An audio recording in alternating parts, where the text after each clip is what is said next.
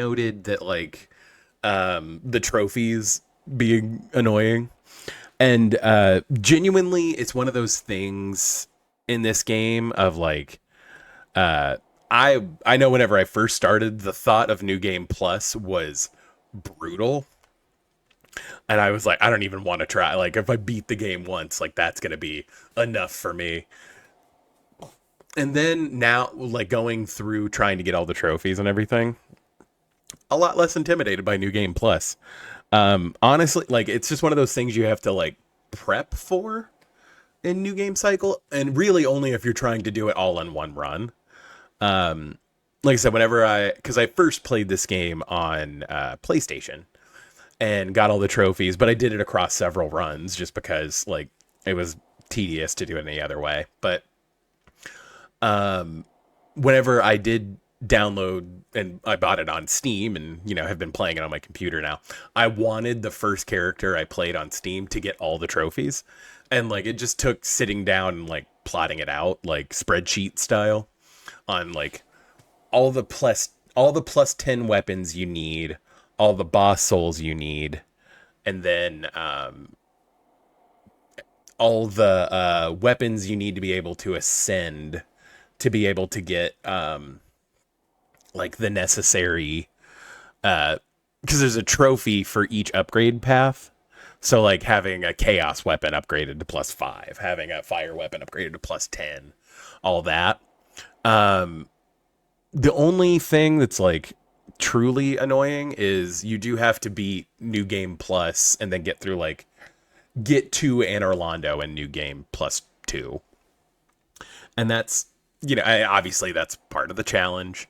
But assuming you did all your setup and everything on your new game, like just regular, your first playthrough, you got all the slabs you could get, you got all of the, you can pretty much go through and get all of the miracles and all of the sorceries. You might want to look up how to do it rather than trying to find them organically, just because it is kind of a pain in the ass. But it's actually not terribly, hard to manage. The only thing I think you would need to do is you would have to get the red Titanite slab, the blue one. I think you can actually get two blue Titanite slabs, one from the DLC and one from base game, so that's not that bad. Because you can find one in Crystal Caves, and then the red Titanite slab, I think there are enemies that can drop them, but like you have to play through the game twice and you only need two. So there's one down in the bottom where you finish like Siegmeyer's quest in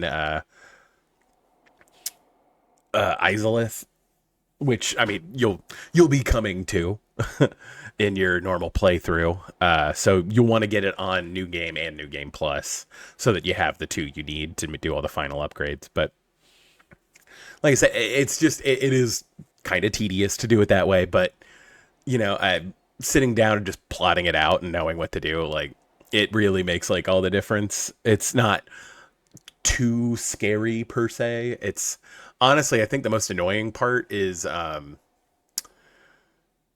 grinding for the souvenir of reprisal from the crows in the Painted World of Ariamis.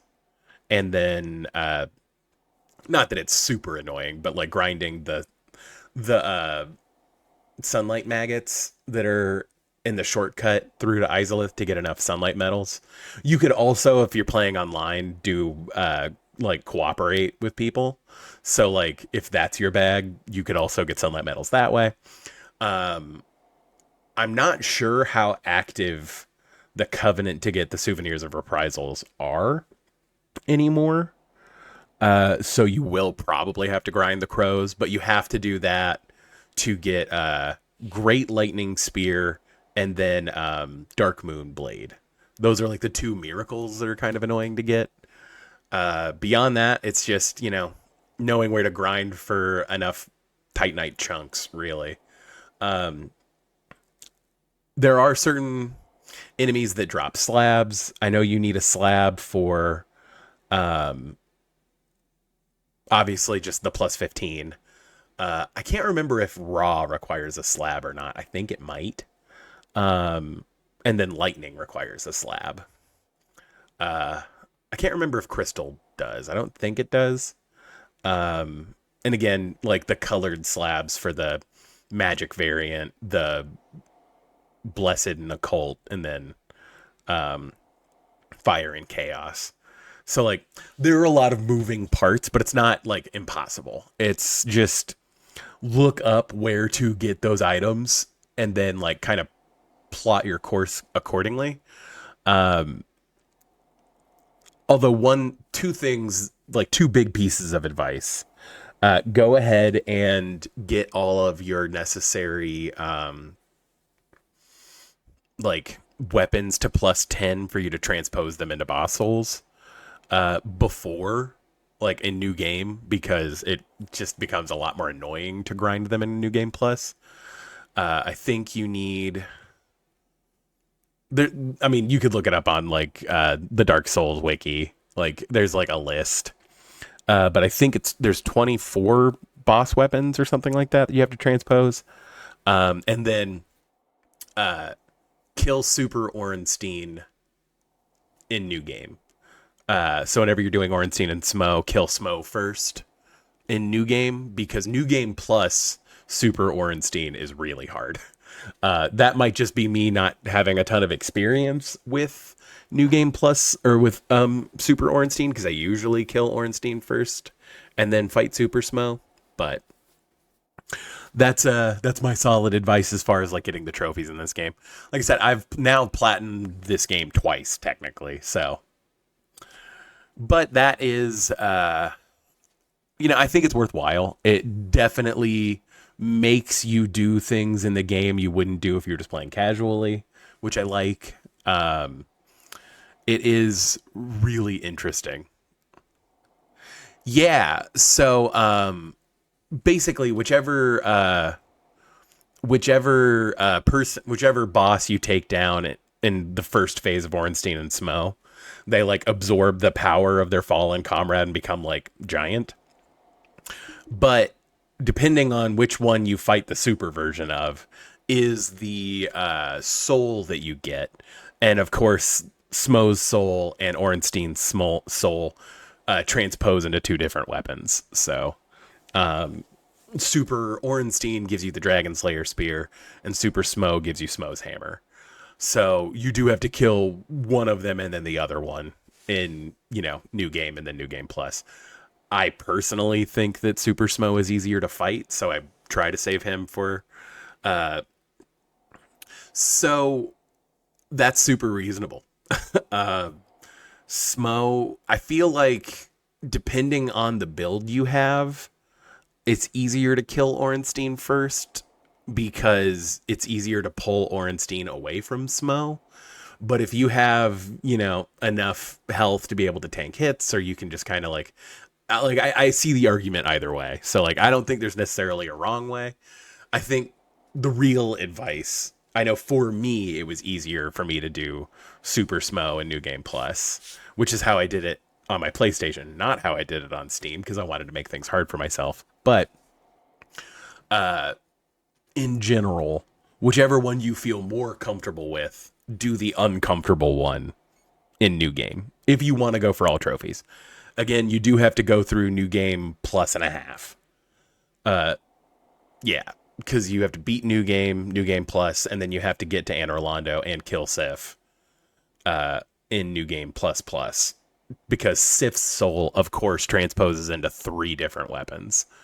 Which, if you ever watch, there are speedrun categories for, all achievements for Dark Souls.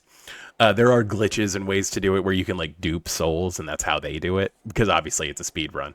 But, if you're just doing it casually because you just like the game and you want to see more of it, it is genuinely super fun. I remember the first time I beat New Game Plus Gwyn was, I wasn't good at parrying yet, and it was really difficult, but I learned about a weird quirk in Gwyn's AI that if you cast a spell at him, he automatically jumps out of the way.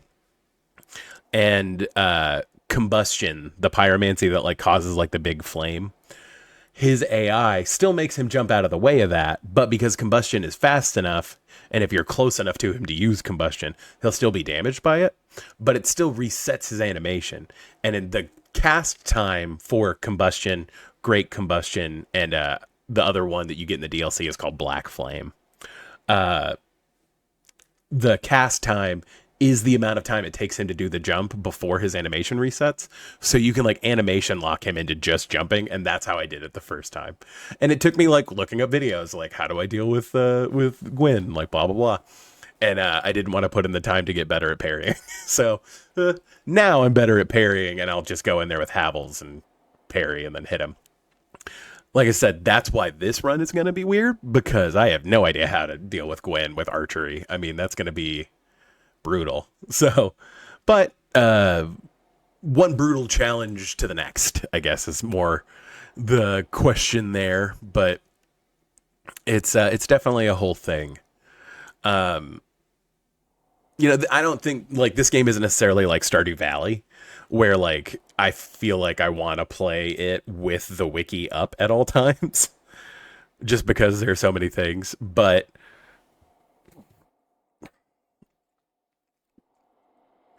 you know, honestly, with like where you're at in like FromSoft in general, I don't think it would be too much of a challenge, especially because once you're more familiar with the game, like after your first run and you've kind of got the muscle memory baked in, New Game Plus isn't that bad.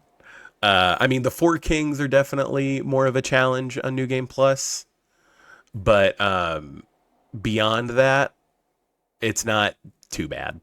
I would recommend.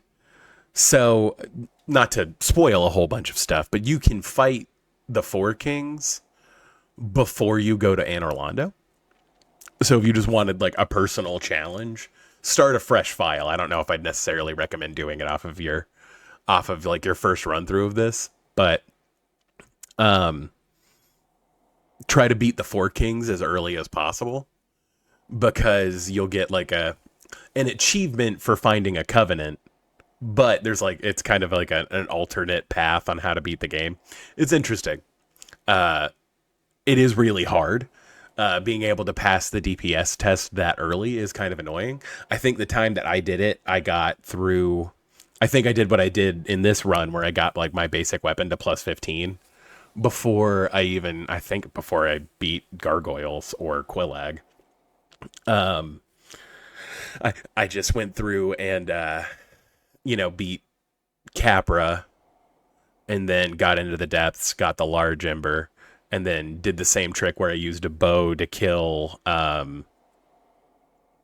it's not Ingi, what is his name? The sealer guy that's on top of the ghost house in New Londo, to get the key to the seal, and then got the large ember, and then upgraded. I think I beat Stray Demon to get a slab. I'm trying to remember how I got all the chunks that you need to get a plus 15. But I think I was just using the Zweihander because, like, again, that is like my favorite weapon in this game. But like, as long as you can get the souls to be able to get to Sif, you can pick up the stone armor, which gives you enough poise to like not just be whacked out of their attacks. And then as long as you can deal enough damage to take out the kings, it's fine.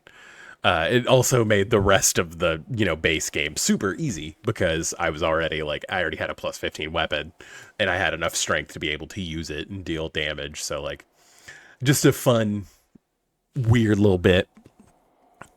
But like I said, I wanted to wait until you got back on to kind of mention that, just because it is a whole thing. I genuinely, I've tried to platinum a couple of other games since then. And like, I just kind of took the same methodical approach of like, what do I need to do and when to be able to do this? And it's really benefited me. So I learned a lot about how I play games and how I want to play games by platinuming Dark Souls. And I think that's true of most FromSoft games. You really learn about how you approach challenges by playing FromSoft games. And I think that's what I really appreciate about them.